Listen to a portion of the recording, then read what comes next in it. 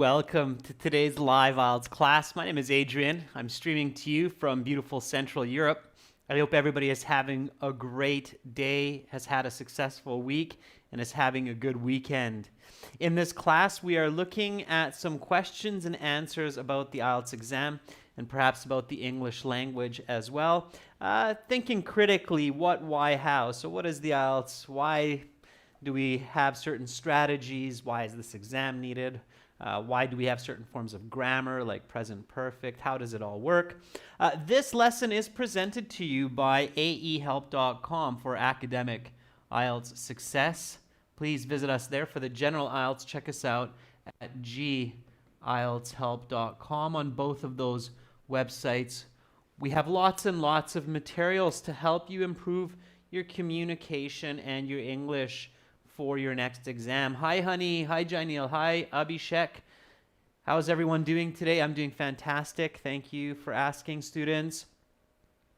This is a members chat class. Everybody is welcome to watch. I'm sure you will learn lots. In about 90 minutes, we will have a class where everybody will be able to join the chat. That will be speaking part 3 focus. Hi, Rashika. I'll quickly show you our websites. Definitely worth a few dollars and your time. We help thousands of students every day. This is our academic website here with aehelp.com. Click that big red button to join our premium package. We are an official IELTS registration center in Saudi Arabia, and we are trained British Council certified agents. This is our general IELTS website here with the green background. You can click that big red button to join us there. Hi, Carolina. Now we can see your name too. That's fantastic. Okay. All right. So again, try our websites. We have apps that work together with our websites as well. Our apps are Academic IELTS Help from your Google Play, Apple App Store. Link it to our website. General IELTS Help app links to gieltshelp.com. If anybody has questions, just send me an email to adrian@aehelp.com and I will definitely help you out. Excuse me. Okay, everyone. So, yeah, today, again, question and answer, speaking part 3. Tomorrow, Monday, Tuesday, no class as usual. And then I'm back on the 10th on Wednesday. And again, we have 4 days of classes. 1 class on Wednesday and then 2 classes on Thursday and Friday and Saturday. So definitely join for that. Okay, this is a question and answer type of class.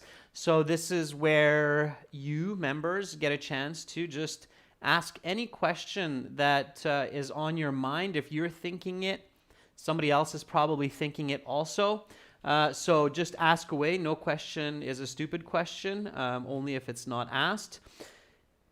And of course, I will do my best to respond and to answer your questions in as much detail as possible.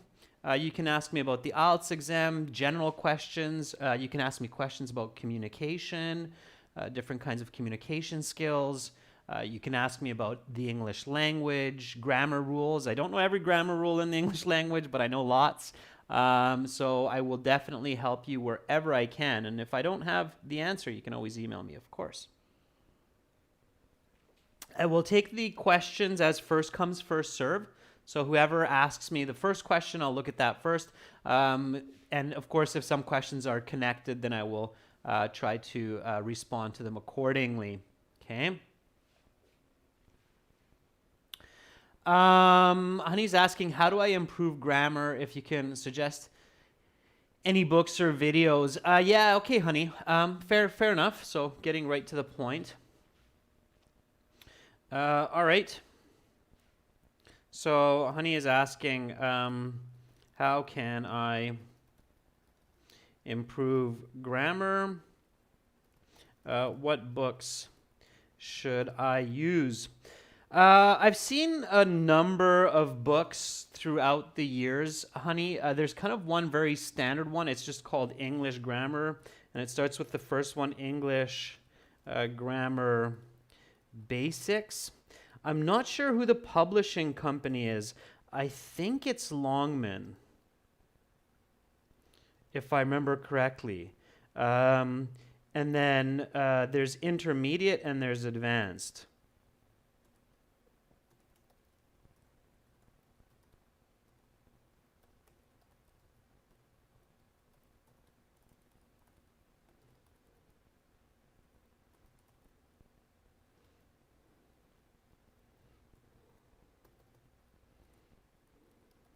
They have different colors. I think they're like light blue and dark blue. So just do a search on Google for English Grammar Basics. And even if you have fairly good grammar, I still recommend starting with the basics, okay? And then going to the intermediate and then going to the advanced.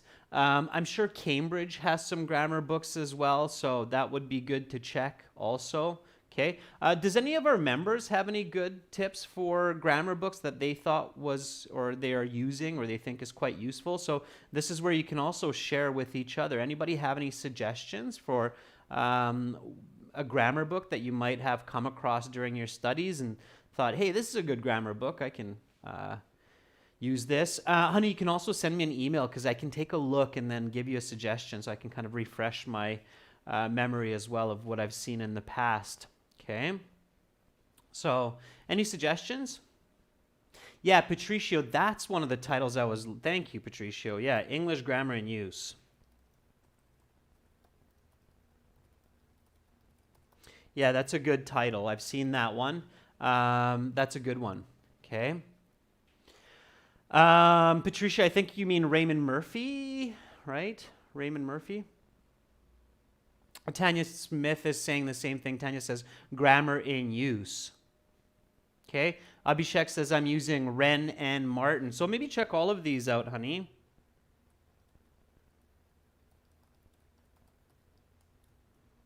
Okay. And see which one is best. Yeah, Murphy. Yeah, got that, Patricio. Raymond Murphy. Okay. All right, thanks for those tips, members. So yeah, absolutely share with each other, okay? If I know some people really love grammar and they have gone through all of these different grammar books, and then you can compare which one is good. Janelle says, Adam Smith. Is it Adam or is it Adam, Janelle? Is it A-D-A-M? Are you sure it's not A-D-A-M Smith videos? I think I'm familiar with that. So Adam Smith videos for grammar, I think. Okay. All right, honey. So those are definitely some good starts for grammar. Okay. All right. Let's take a look at the next question. All right.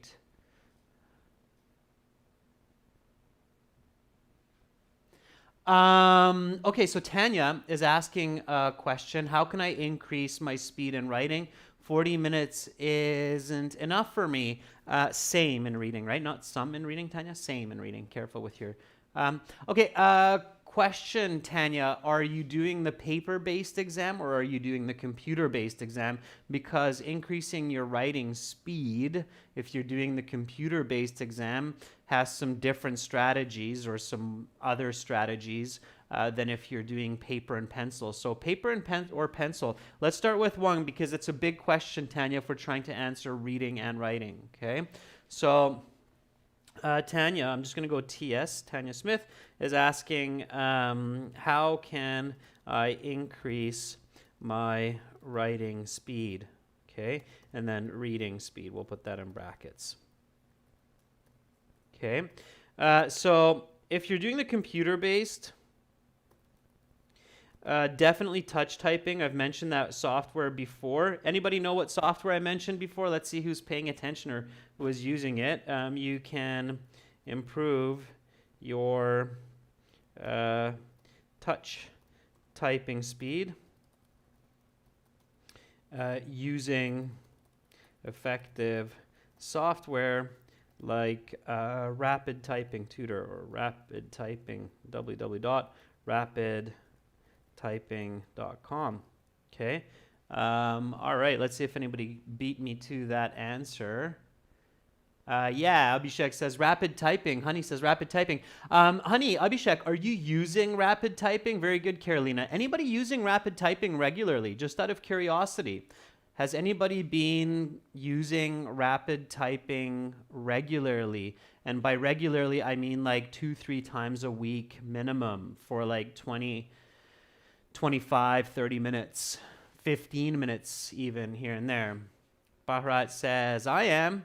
That's cool, Bakrat. Okay. Maybe I'll show you what it is for some of the members just for a moment, so bear with me. So I actually have it at the bottom here.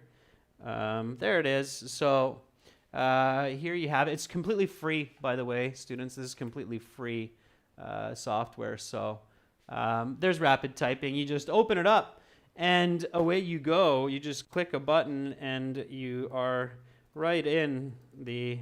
I'm at the bottom here if anybody missed that. So here's where I'm at right now. Day-to-day activities and forget the simple joy of something like feeding the birds. Period, space. Birds always enjoy a fresh piece of bread. Okay, now and then it shows you the stats, so that probably took me forever. But anyway, so here is the stats, and then you can go to detailed statistics. Just a sec, I see that something's popped up here, so just a moment, I'll get rid of that for us. Okay, all right, so use rapid typing, and if you really get into it, you can even check out your mistakes, your detailed statistics, and it's a completely free kind of software. So for me, it's saying that my overall rating is right up there near excellent. It's saying that my speed is roughly 40 words per minute, okay? So that's a really, really good way to start, okay? All right, so that's with the computer-based, okay? So use that, okay? That's one way to definitely improve your English skills. And notice how I read it. So I highly recommend reading the writing when you write it. Okay, nice and loud. Everybody got that? Yeah. So when you're typing, especially once you're typing sentences and paragraphs in that rapid typing tutor, then make sure to read and repeat aloud what you're actually typing so that you're learning the grammar and vocabulary. Okay? All right. So that's kind of for the computer-based. Now, overall, to improve your speed, you have to, one, improve your thinking, planning, visualization, and then two, improve your vocabulary and grammar. Okay? So, Tanya, this is for your reading, this is for your writing. You have to look at the skill of writing. I'm going to focus on writing here because writing, you're producing information. Reading, you're comprehending information. So reading, listening, you're understanding information. And writing, speaking, you're producing information. That's a very important difference, of course. When you're looking at writing, one way to improve writing speed is to improve your reading so that your comprehension's faster, because comprehension's more basic than producing information. So reading is fundamental to writing. Okay, so writing is kind of higher level than reading because there you're not just reading, but you're producing information. And the ways to be faster is one, to improve your thinking. So when you're presented with a question some people think that learning history in school is useful, while others believe this is no longer of utility. Discuss both views and give your own opinion. Then you have to be able to think quickly about this topic. So you have to think quickly of what is history, why would some people think it's useful, why would some people think it's not useful, visualize it, formulate your own ideas. So conceptualizing, visualizing, and building that, that's one way to improve speed, because the faster you can think, the faster you can produce information. As of course all of you know, these classes that I'm teaching live, I do a little bit of planning before each class, but most of it I do kind of intrinsically or naturally. I develop the class as we move along. And I'm able to do that because I've invested a lot of time into thinking and into planning in kind of an improv type of style. So it's kind of like improv comedy, where people have to come up with jokes in real time. It's much more challenging than if they're writing their jokes. And you can train that kind of thinking, okay? And that's what is really useful for IELTS speaking and for IELTS writing, but also for other parts of life as well. So training that kind of quick, spontaneous thinking is very important. Lots of reading is good for that. Lots of visualization, practice, okay, is good for that. And of course, training your critical thinking. So always having these questions of what, why, how, what, why, how, okay? So what is history, past events?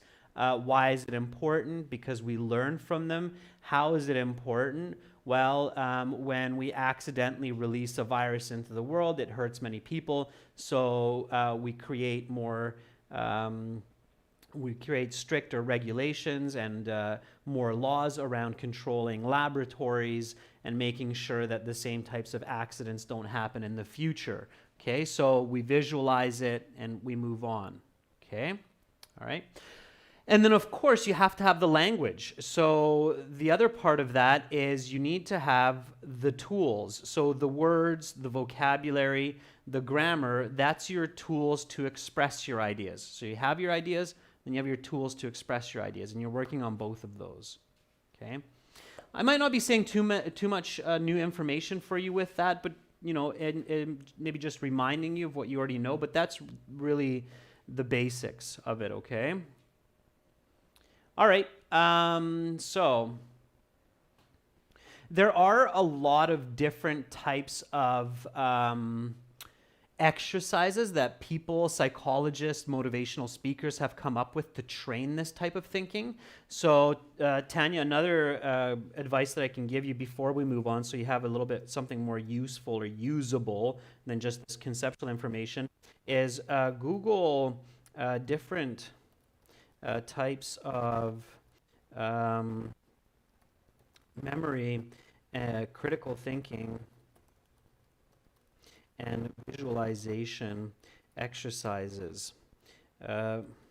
Playing mind games, board games, chess is also very useful. So strategy games, so everything that develops the mind, okay? And of course, when you're playing these games,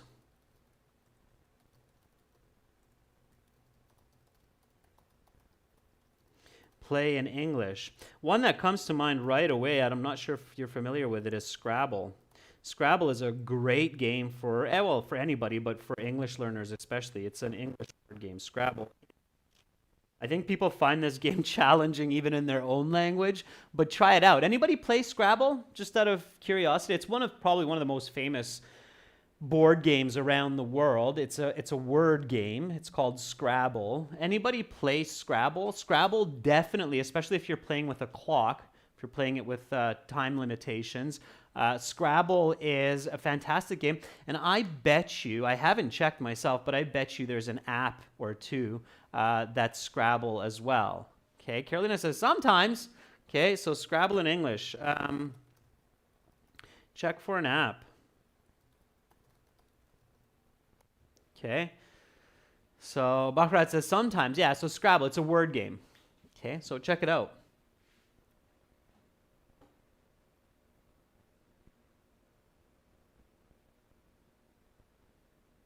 So Tanya says, when I plan in writing it too, where they ask to mention both opinions and your own, what should I write? Where should I write my opinion?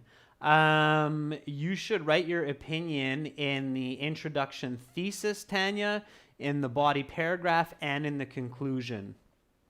Yeah, absolutely, Carolina. You can make a group to play Scrabble. The IELTS Scrabble group.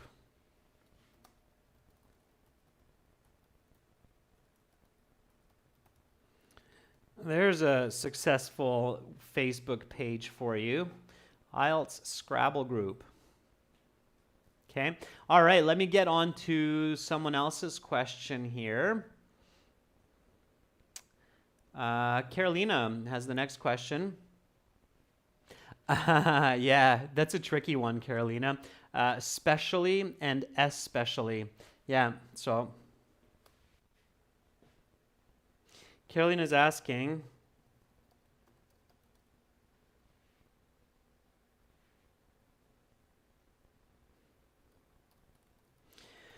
what is the difference between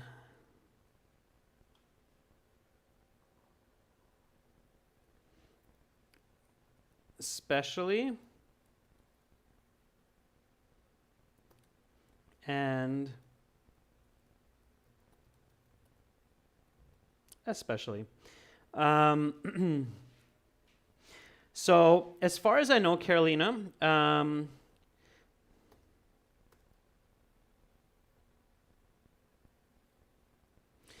the difference is especially is a specific noun, I'm going to call it, from an unlimited group, and especially is a specific noun from a limited group. I like apples, oranges, and bananas.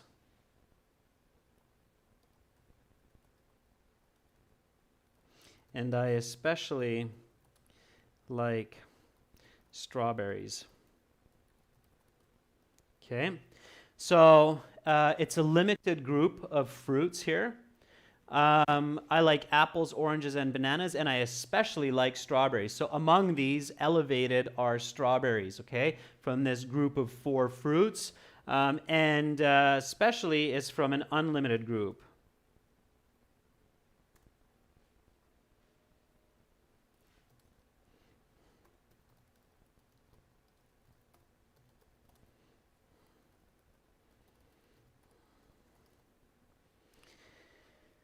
I love fruits, especially strawberries.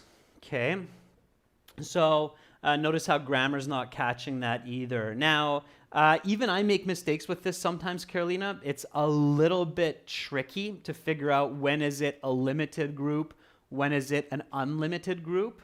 Okay, and to be perfectly honest with you, because I haven't checked this in a long time, if I have a question like this, Carolina, I would just go to the internet and then go especially versus specially, and it's one of the first things that comes up.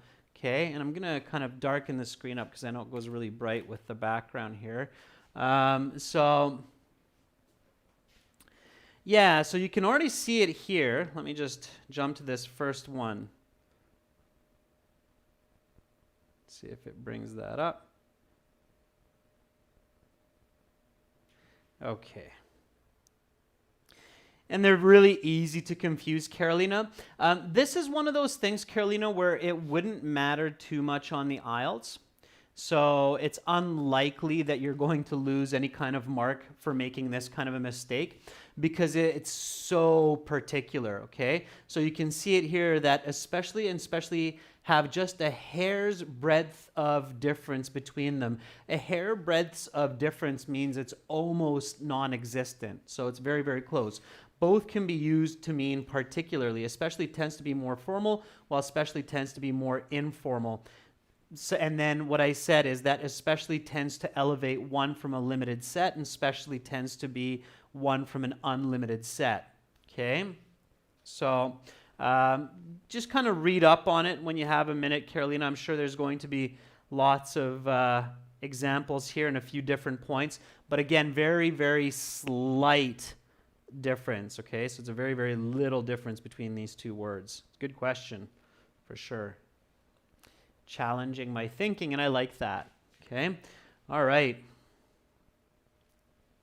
Let's get back to some more questions. So Google is helpful. Of course, one of the tricks is being able to use it well. Okay, in this case, I would write in especially versus especially. Okay.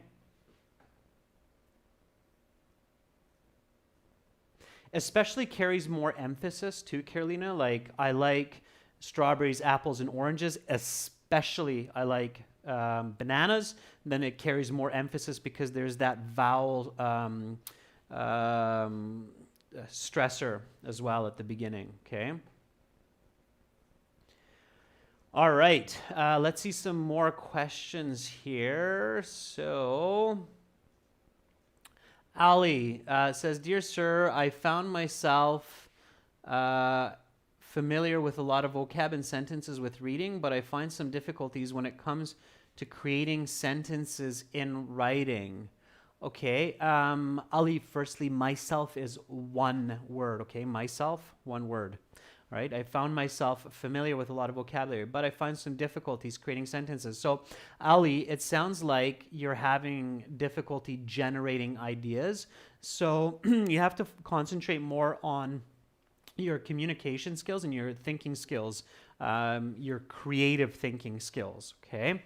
And again, this is where you can Google something like exercises to improve creative or critical thinking.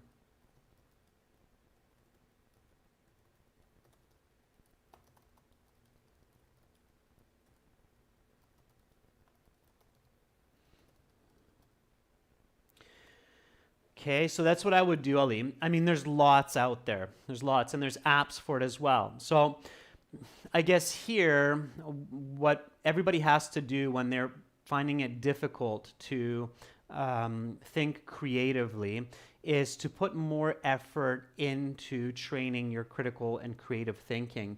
I guess one point that I can mention here is keep in mind that many of our activities that we choose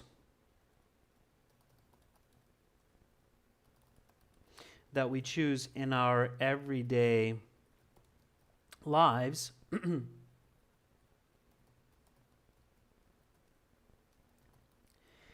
either develops creative and critical thinking or diminishes these skills. You must carefully assess the balance of your deposits and withdrawals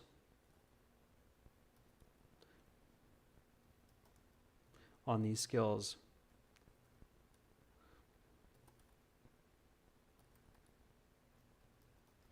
Okay, so for example,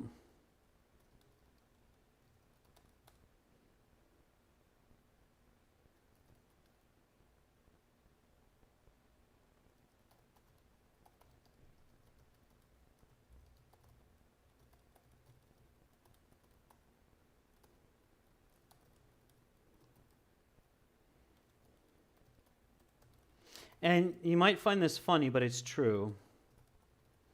Okay? And we all do this to different degrees, but this really, at the end of the day, is the result of our choices. So, do you watch action movies or comedies all night, or do you play chess? Obviously, watching action movies is not necessarily some activity that's going to help your creativity, but it's going to diminish it, because it's kind of just brainwashing you. If you're playing chess, you're having to think strategically, obviously. You're developing your critical thinking, your creative thinking. Do you do yoga, something that is healthy for your body and your mind? Or do you drink a bottle of wine and get a bit tipsy? Obviously, yoga is going to help your creative critical thinking. Drinking a bottle of wine is going to diminish it, okay? And all humans, no matter race, religion, culture, location, we all make choices that either aid or diminish our creative and critical thinking. The more choices that you make to help your critical thinking, the faster you're going to be in those kinds of situations that demand a high level of creative thinking. Okay? Does that kind of make sense? I know, I know. People are like, really? Like, are we going there?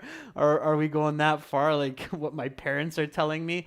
But yeah, I mean, that's it in a nutshell. Okay. I couldn't do these live classes with you regularly like this with this kind of energy if I wouldn't go on 8 kilometer run every 2 days, if I wouldn't eat my fruits and vegetables and salad, if I wouldn't play chess with my friends. So it's something for something, right? And yeah, I just went there. Okay, all right. So honey, if you prefer yoga and chess, then you have nothing to worry about. Your ideas will click. Okay. All right, so you have to check that balance and put more into it. And if it's not working, like if chess is not working for you, do something else. Play Scrabble. If Scrabble's not working for you, do something else. So within this, if you're on the right path, and you're still finding progress slow,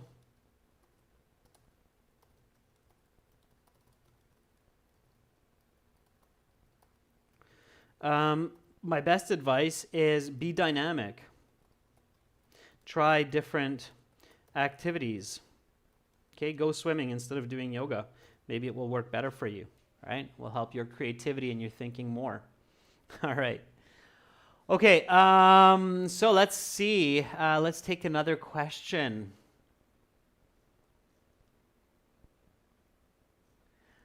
All right, Mahmoud says, hello, how can I improve my usage of conditional English grammar? It confuses me, generally speaking. Okay, Mahmoud, yeah, that's a good question. So how can I improve my use of conditionals?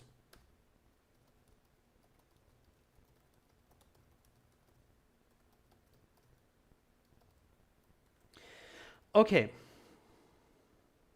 so with conditionals, there's a couple of key points, Mahmoud, that you have to recognize, all right?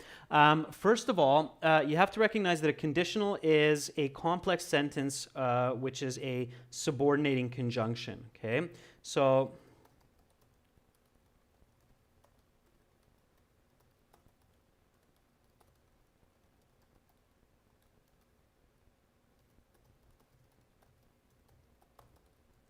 okay, that subordinating conjunction can be a word like if, when, and it can be a phrase, right, given that. Okay. Now, the second point that you have to recognize, okay, so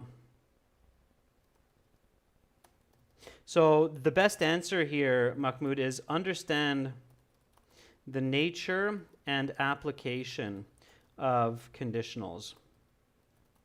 Okay.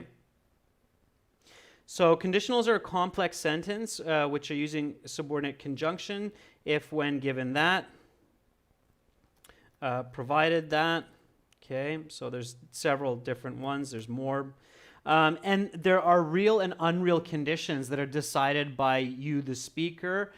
So depending on whether it's a condition that you believe to be true or unreal, okay? So also conditions are either believed to be real or unreal. And that's a very important distinction, okay? So this is very important. The easiest way to control this, Mahmoud, is use if for unreal and use when for real. Okay. So I'll give you a very valid example of this in the real world.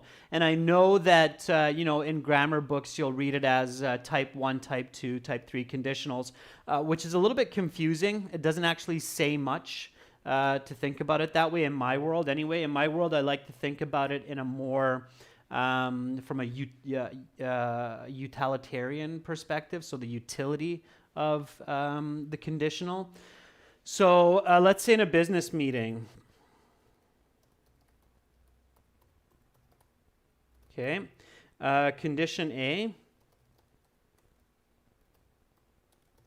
call this the unreal condition, and then we'll go condition B, which is the real condition, okay? In the unreal condition, if we sign a contract with that marketing company, they may lead us into financial crisis. Okay, so I'm going to give you a really clear example here, Mahmoud. Just bear with me in 1 second. When we sign a contract with that marketing company, they will lead us to financial success. Okay, so let's say that I'm in a business meeting with some other executives, and we have to make a choice among some marketing companies that we're going to contract to sell our latest product. And the CEO is asking for the opinion of the board. I'm one of those board members, and being a very educated and trained businessman and communicator, I immediately know that I have to control every word and the grammar structures that I use so that I can successfully convince the board of making the right choice. So here, if I say, if we sign a contract with that marketing company, they may lead us into financial crisis, creating an unreal condition because I want everybody who is listening to me to feel that I don't believe this to be a real event. In a hidden way, I'm basically saying that I don't think we should go with this company. So that message is very nicely hidden here, that I do not feel that we should choose this company. So this should not be a reality. Okay, this information is hidden inside this sentence. Okay, and in the second one, Mahmoud, I'm basically saying when we sign a contract with that marketing company, they will lead us to financial success. Now, here I'm very clearly telling everybody with the word when and with the word will that this is what I hold to be the right decision, and this is what I believe to be a reality that we should pursue. Okay, so it's very controlled and it's very purposeful. So understanding conditionals at this level, especially for those of you who are looking to go into business, but for any profession, it's a really good idea. Okay, so I hold or support this opinion and project it as the reality of the future. Okay, that is hidden in this sentence. Okay, now if I want to take this further, then I can manipulate this complex sentence as well, right? So I can say something like, this marketing company will lead us to financial success when we sign a contract with them. So exactly the same sentence. All I've done is I've taken the dependent clause and I put it after the the independent clause. Okay, and of course I took out the comma because when you have the independent clause first, also called the main clause, this marketing company will lead us to financial success, then we don't have a comma here for the subordinate or the dependent clause. Okay, so the difference between this sentence and this sentence is that in this second version,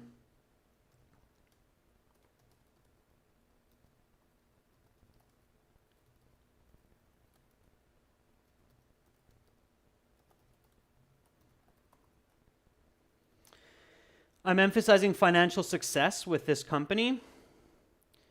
And in this first version, I'm emphasizing signing the contract.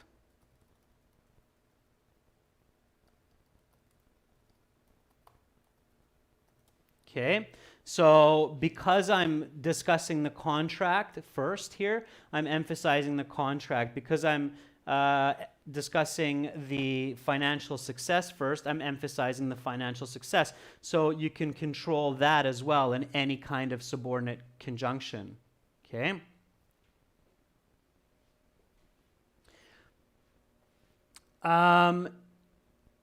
It depends. So Carolina is asking, in the unreal, shouldn't the verb be in the past?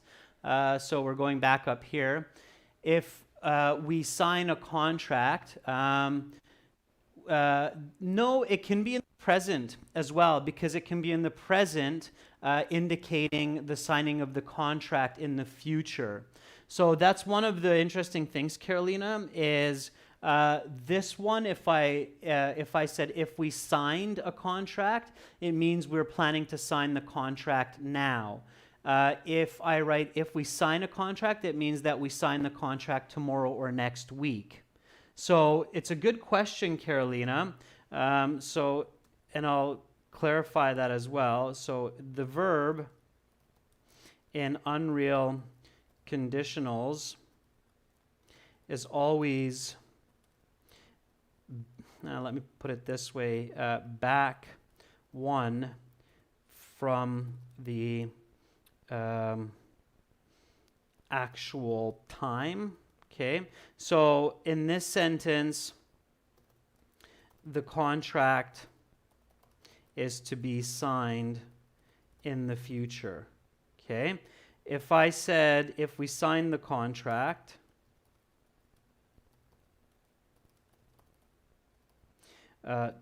this means the contract is to be signed now. Okay?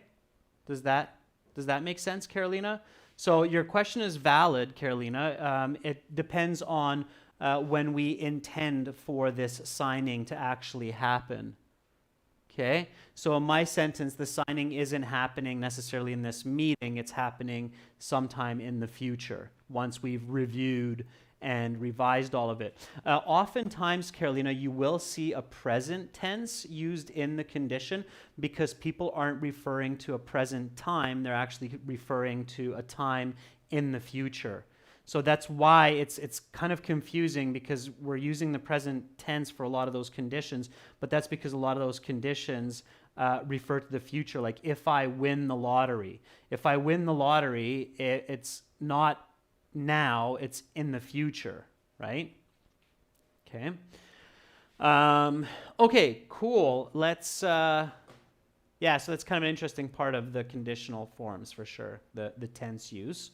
You want to check into that. There's a really good worksheet for that, I think, on our website too, for those tenses.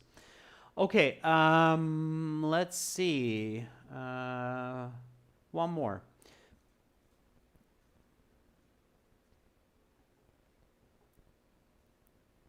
Rashika says, I have difficulty with time management in the reading section. What can I do?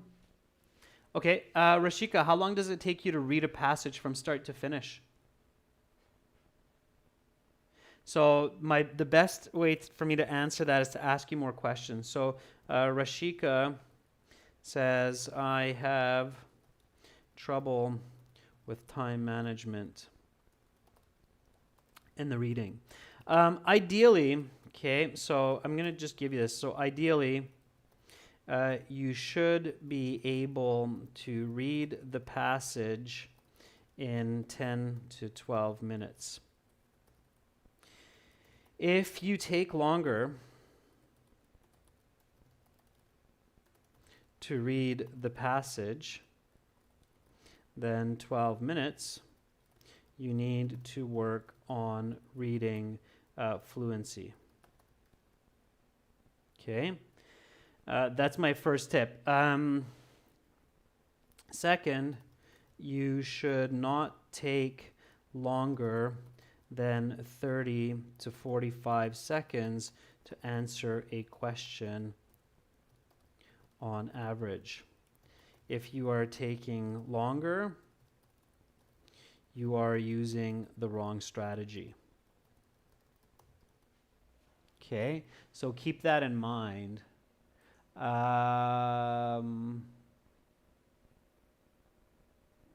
Okay, Jainil says I take 1 hour and 10 to 20 minutes. Rashika says for reading only 15 minutes. Yeah, it's too slow, Rashika. You have to pick up your speed. So keep in mind, students, okay.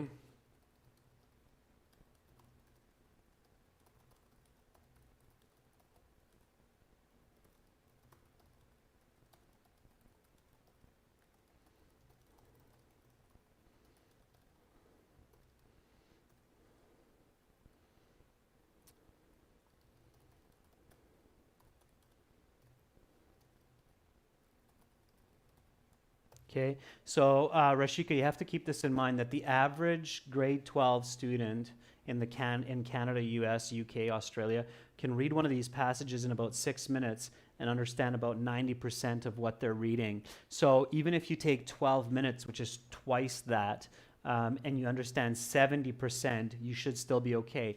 15 is too much. It's almost 3 times that. Okay, it's 2.7 times that of a high school student. So that's far too long. 15 minutes is far too long for the passage. 12 is on the high end.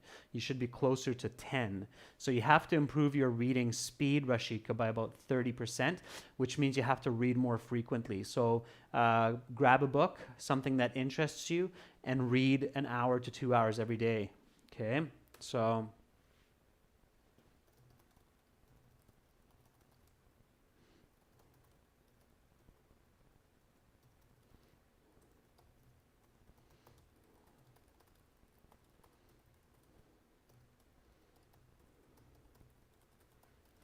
there you go. Okay. Yeah, Bakrat, 24, 25 minutes, you have to shave 20%, okay? All right? So you have to increase your reading speed, okay? More reading, more reading. All right. And again, there's a good reason for this. So I'm not sure how many of you are planning to do university, but also, of course, if you're moving to an English-speaking country and you're going to work there, it is very limiting if you're not able to read fluently in the English language. So it will cause you many problems, and I say that lightly. Okay? All right. Okay, I'm going to stop us there. Lots of good questions in today's class as well. You had lots of answers, of course. Coming up in about 35 minutes, we will have speaking part 3 where everybody will be able to join in on the chat. We've got some good questions for you there. So again, some of the key points from this class to remember. Grammar books, that was the first question. So English grammar in use, Wren and Martin, Raymond Murphy, Adam Smith videos.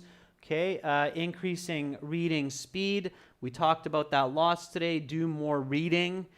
Pick up a book that you can enjoy, and it's your level. Read 90 minutes and try to read faster. So it's kind of like if you want to learn to run faster, you have to push yourself. If you want to learn to read faster, you have to push yourself. So push yourself to read faster. Okay. Overall, to improve your speed in writing, improve your critical thinking, planning, visualization, you can do that by playing games that develop your critical thinking and especially with speed. So when you play chess, play with a clock. When you play Scrabble, play with a clock, play with time limits so that you're pushing your brain to be faster, okay? So push yourself, okay? If you want to excel and be faster, you have to push yourself to be faster, all right? Push past your limits. I'm going to actually leave on that note today, okay? So push past your limits. That means don't just get comfortable with what you're doing. And there's even like t-shirts I've seen with this on it. They're very popular. So push past your limits, okay? Read faster than comfortable. Okay, write faster. Okay, so push past your limits, not push. Push, there we go. Push past your limits. Read faster than comfortable. Write faster, okay? All right, everyone. Hopefully I will see you shortly. You come back and join me for some speaking. Thank you so much, members, for all your wonderful questions with the group today. You're very welcome, Carolina, Jaineel. Thanks, Natalie. Have a wonderful short break. Stretch your arms, your legs a little bit. Get that blood circulation going. Grab a drink of water. Hydrate yourself. And then hopefully I'll see you soon. I'm Adrian signing out from Budapest for now. See you shortly. Bye.